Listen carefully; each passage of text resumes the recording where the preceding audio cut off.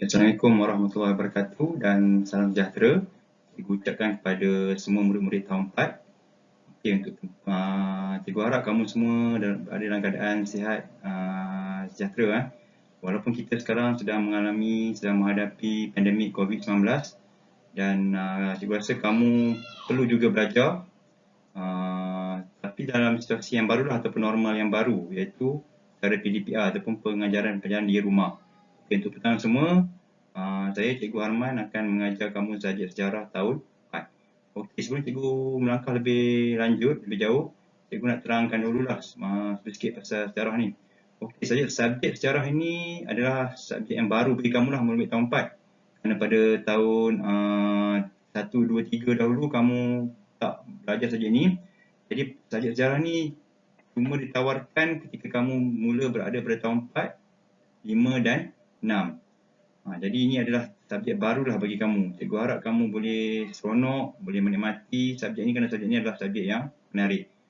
Okey, cikgu terusnya, cikgu tahu kamu masih belum menerima buku teks lagi buku teks sejarah tahun 4. Jadi jadi sekiranya jika kamu dah terima nanti, insya-Allah lah, mungkin selepas buka sekolah nanti, inilah rupa bentuk buku teks sejarah kamu. Ini adalah muka depan muka hadapan, kuliah hadapan buku teks kamu. InsyaAllah kamu akan dapat selepas buka sekolah nanti, insyaAllah. Okey. Seterusnya, ini pula saya nak kenalkan sikit lah isi kandungan buku teks kamu. Jika kamu dapat nanti kamu boleh tengok lah. Okey. Ini adalah topik-topik yang akan kamu belajar lah pada tahun ini. Ada lebih kurang 11 topik ataupun 11 unit yang kamu akan belajar. Okey, seterusnya. Okey, pada hari ini cikgu nak ajar kamu tajuk yang pertama lah. Okey, sebab ini adalah perjumpaan kita kali yang pertama. Jadi cikgu nak ajar kamu untuk tajuk yang pertama ini. Kita akan sentuh tajuk pertama, iaitu tajuk dia ialah mengenali sejarah. Okey, mengenali sejarah ataupun kita nak kenal dengan sejarah sebab kamu baru belajar. Ini adalah pertama kali kamu belajar subjek sejarah, jadi topik ini sesuai untuk kamu lah kerana ia akan memperkenalkan kamu pada apa itu sejarah. Apa maksud sejarah? Apa pengertian sejarah? Sebab kalau kamu nak belajar sejarah yang lebih jauh, kamu perlu tahu dulu asas dia ataupun basic dia, iaitu maksud sejarah. Okey, ini hari ini yang cikgu akan sentuh tajuknya. Okey, soalan yang penting di sini itu apakah maksud sejarah? Ini yang kita akan belajar. Ini adalah fokus utama cikgu hari ini. Cikgu nak hari ini cikgu tak nak terlalu jauh sangat kita bincang, cuma kita nak bincang berkisar kepada maksud sejarah saja. Okay, apakah maksud sejarah? Cikgu rasa semua orang pernah dengar kataan sejarah tapi cuma mungkin tak tahu maksud dengan lebih mendalam lah. Okey, kita lihat sejarah. Okey, ini adalah maksud umum maksud umum ataupun maksud secara general lah. Maksud yang mudah lah. Kita tengok dua maksud umum dia. Okey, sejarah ini ialah peristiwa yang benar-benar berlaku pada suatu masa dahulu. Okey, ingat murid-murid. Poin penting yang pertama yang kamu ingat di sini ialah sejarah ialah peristiwa. Okey, sejarah ialah peristiwa yang benar-benar berlaku. Itu yang paling penting, benar-benar berlaku. Sekiranya peristiwa itu palsu atau bohong, dia bukan sejarah. Ingat, dia adalah peristiwa yang benar-benar berlaku. Dan satu lagi poin yang penting adalah dia berlaku pada suatu masa dahulu. Maknanya zaman dahulu boleh ataupun yang selepas lah. Senang cerita masa yang dah lepas lah.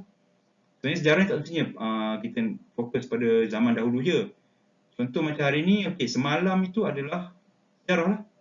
Maknanya semalam tu benda yang dah lepas tu maksudnya adalah sejarah. Contoh lah semalam contoh kamu jatuh longkang ataupun kamu terjatuh basikal kan semalam contohnya kan. Itu telah pun menjadi sejarah dalam hidup kamu, benda yang berlalu lah maknanya kan. Kalau benda yang akan datang orang tak panggil sejarah, kalau benda yang akan datang kita panggil masa depan. Okey, cikgu harap kamu boleh tangkap maksud umum sejarah itu adalah peristiwa yang benar-benar berlaku pada suatu masa dahulu. Okey, seterusnya ini maksud umum. Okey, cikgu bagi satu lagi maksud sejarah. Ini mengikut pandangan, mengikut pendapat sejarawan. Okey, apa itu sejarawan? Sejarawan. Okey, sejarawan ni saya terangkan dulu. Sejarawan ini adalah pakar-pakar sejarah lah, ataupun ahli sejarah, orang pakar rujuk sejarah, orang yang mempunyai pengetahuan yang luas dalam bidang sejarah. Mereka ni ahli sejarah lah, ahli dalam bidang sejarah itu. Kita lihat apa yang Herodotus. Kita ambil yang pertama ni Kita ambil yang pertama ni. Kita ambil yang kita tengok yang pertama ni, Herodotus ni. Apa yang Herodotus cakap? Kita ambil yang ini. Ni. Herodotus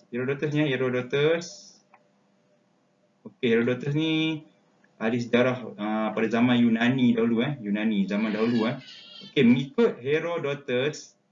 mengikut Herodotus, sejarah ialah ataupun sejarah merupakan penceritaan tentang tindakan manusia dan sebab-sebab mereka melakukannya. Cikgu akan huraikan sejarah ni bagi Herodotus adalah penceritaan, kisah lah, cerita, penceritaan tentang tindakan manusia. Maksudnya apa sahaja tindakan manusia dalam dunia ni dia bagi sejarah lah, dan sebab-sebab mereka melakukannya. Contoh kalau manusia melakukan satu perkara tu, apa sebab-sebab mereka melakukannya? Itu bagi Herodotus adalah sejarah. Itu menurut pendapat Herodotus. Kita lihat pula apa pendapat EHK, seorang lagi pakar ni. Ni kita lihat EHK ni. Ini seorang lagi pendapat sejarah, tokoh sejarah yang ulung juga.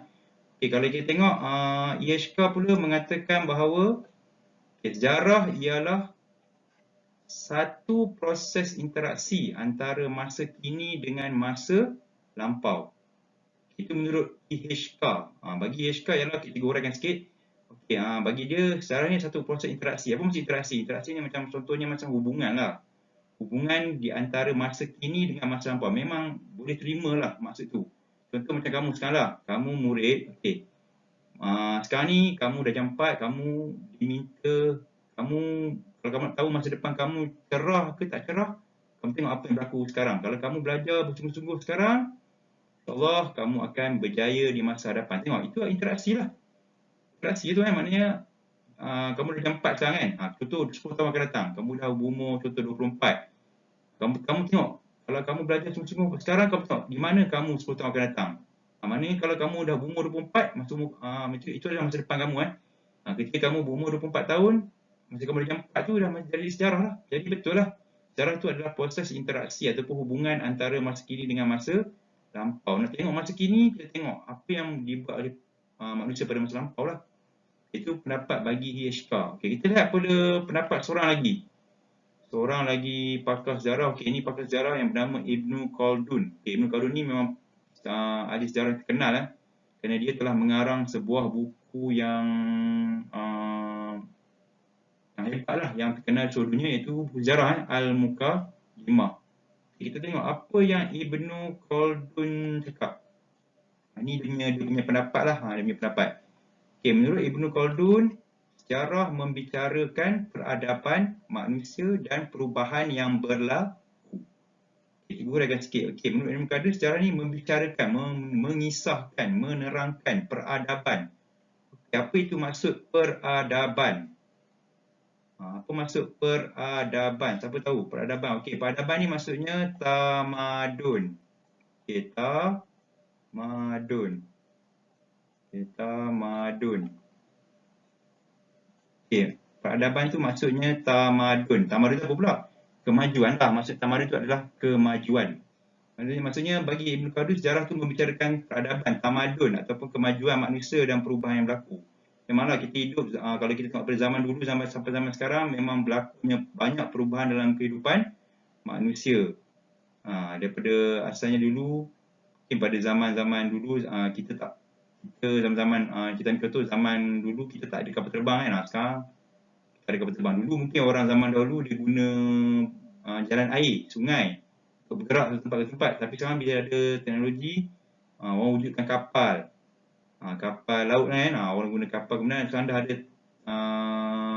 kapal terbang, lagi mudah lah. Kalau kita dulu, orang pergi bergerak ke mana-mana dengan menggunakan kapal lah. Contoh, kita ambil contoh orang pergi haji atau umrah dulu zaman-zaman dahulu kan.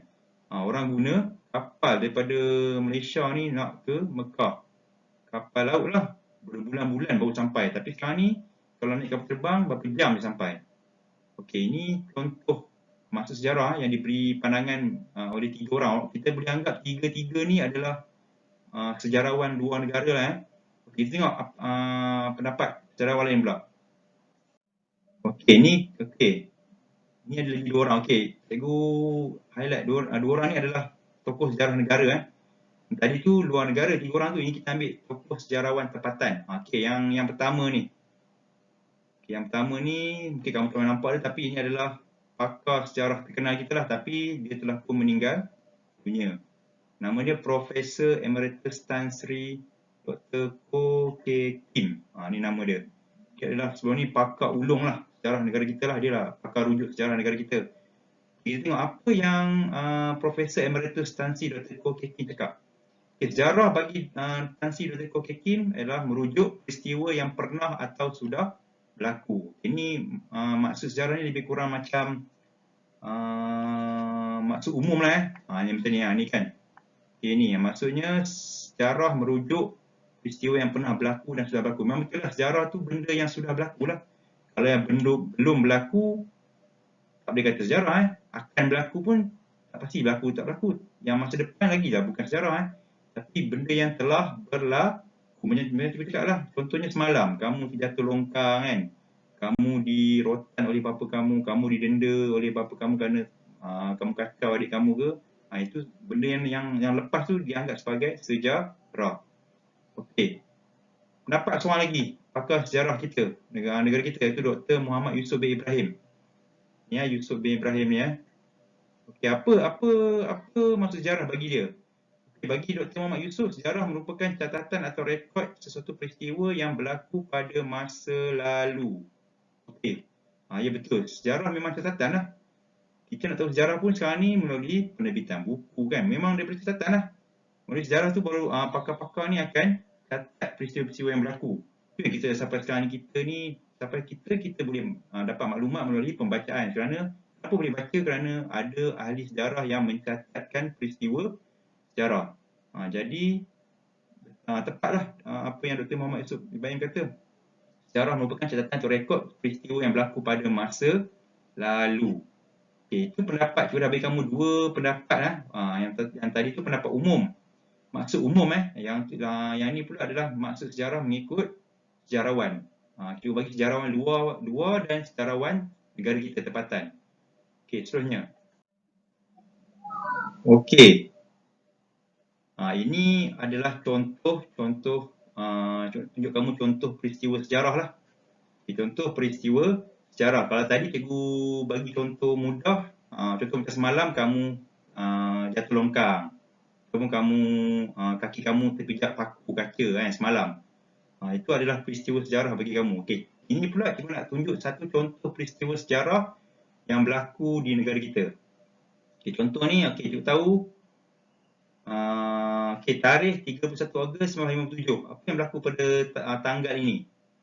Okey, pada tanggal ini adalah tanggal sejarah bagi negara kita kerana pada masa ini negara kita mencapai kemerdekaan. Okey, pada masa tu bukan Malaysia lah. Pada masa tu kita panggil Persekutuan Tanah Melayu. Malaysia belum wujud lagi pada masa ini. Kerana Sabah dan Sarawak masa tu tak bergabung lagi dengan Tanah Melayu. Okey. Ini adalah contoh peristiwa sejarah lah. Kerana ini adalah peristiwa yang benar berlaku. Kita ambil contoh prinsip tadi lah. Yang pertama, universiti sejarah ni adalah berkaitan dengan peristiwa yang benar berlaku. Jadi, hari kemerdekaan negara iaitu pada 31 Ogos 1957 adalah peristiwa yang benar berlaku dan dia juga telah pun berlaku pada suatu masa lalu. Peristiwa ini bukan main-main, bukan palsu, bukan bohong. Ia adalah satu peristiwa yang sejarah bagi negara kita. Sebab kita sekarang ni, kita tak tahu kita menyambut hari kemerdekaan. Kita gantung jalur gemilang kan, di bangunan, di kereta kan. Kerana kita nak memperingati peristiwa ini. Dan pengetahuan semua, tahun ini insya-Allah kita akan menyambut sambutan hari kemerdekaan yang ke-64. Ini contoh peristiwa sejarah negara yang pertama lah, contoh nak beritahu kamu. Yang kedua, Okey, ni cikgu bagi satu lagi contoh peristiwa sejarah yang benar-benar berlaku pada satu masa lalu. Okey, ini adalah peristiwa kalau kamu tengok gambar tu, gambar askar tu, itu adalah tentera Jepun. Ini adalah zaman Jepun ni. Okey, zaman Jepun. Zaman Jepun. Okey, zaman Jepun. Kamu kena ingat satu masa lalu, itu pada tahun 1941, Jepun telah pun datang menjajah negara kita. Dia mula menjajah negara kita pada tahun 1941 hingga 1945. Lebih kurang 3 tahun 8 bulan Jepun memerintah negara kita.